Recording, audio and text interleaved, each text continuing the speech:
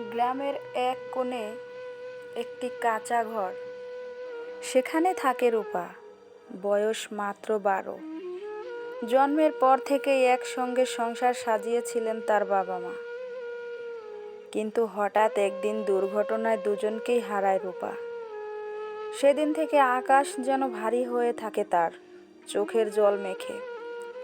সকালের সূর্য উঠলেও রূপার মনে আর আলো জ্বলে না।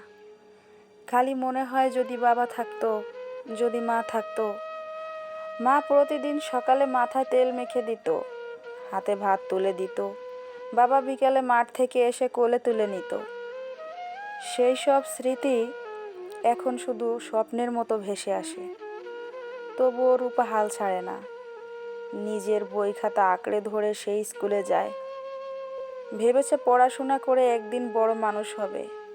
সবাই বলবে, এই সেই মেয়ে যে বাবা মা হারা থেকেও নিজের জীবন গড়ে তুলেছে।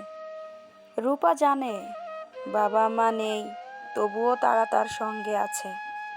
হাওয়ার মৃদু স্পর্শে, রাতের আকাশের তারা হয়ে, তার স্বপ্নের ভিতর নীরব আশীর্বাদ হয়ে।